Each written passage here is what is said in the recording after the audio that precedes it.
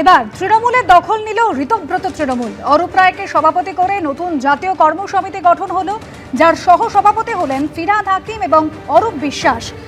দলের রাশ এবার পুরোপুরি ঋতব্রত তৃণমূলের হাতে। সামনে এলো নতুন তৃণমূল কংগ্রেস। নতুন জাতীয় কর্মসমিতি গঠিত হলো এবং যেখানে মমতা বন্দ্যোপাধ্যায় বা অভিষেক বন্দ্যোপাধ্যায়ের নাম নেই। আর এখানে ঋতব্রত বন্দ্যোপাধ্যায় তিনি বলছেন মমতা বন্দ্যোপাধ্যায় পরামর্শ দিতে চাইলে স্বাগত।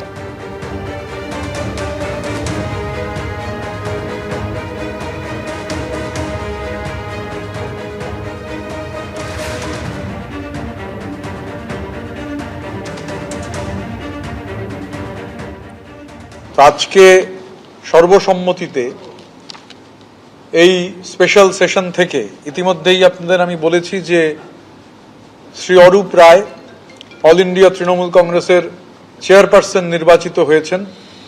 এছাড়াও আরও 29 জন যাদের নিয়ে ন্যাশনাল ওয়ার্কিং কমিটি গঠিত হয়েছে, শ্রী ফিরহাদ হাকিম, শ্রী অরূপ বিশ্বাস, শ্রী জাভেদ আহমেদ খান, শ্রী বিপ্লব মিত্র, শ্রী আকরুজ্জামান, শ্রীমতী সাবিনা ইয়াসমিন, শ্রী রথিন ঘোষ, শ্রী সন্দীপন সাহা।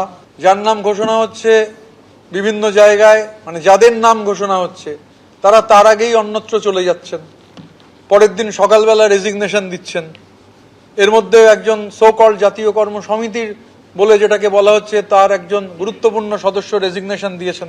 কালকে বিধানসভায় তিনি আসবেন। রাজ্য সভাপতি যিনি ছিলেন তার ছেলে আপনাদের বৈঠকে এখানে উপস্থিত হয়েছে। হ্যাঁ, সৌরভ বসু। অনেকটা মিউজিক্যাল চেয়ারের মতো। আপনি হয়তো বলছেন যে এই নিজেই আপনি বললেন ছিলেন, তার মানে কি এখন নেই? নিশ্চিতভাবে আগামী দিনের যে লড়াইয়ের কথা অরূপদা বললেন, সেই লড়াইয়ে সৌরভও গুরুত্বপূর্ণ ভূমিকা পালন করবে। আমি তো এর ক্যাটেগরিক্যালি আমরা বলেছি, আমরা এর আগেও পরিষদীয় দল বলেছি যে উনি প্রধান পরামর্শদাতা হিসেবে আমাদের যদি পরামর্শ দিতে চান আমরা ওনাকে স্বাগত জানাবো। কে অভিষেক?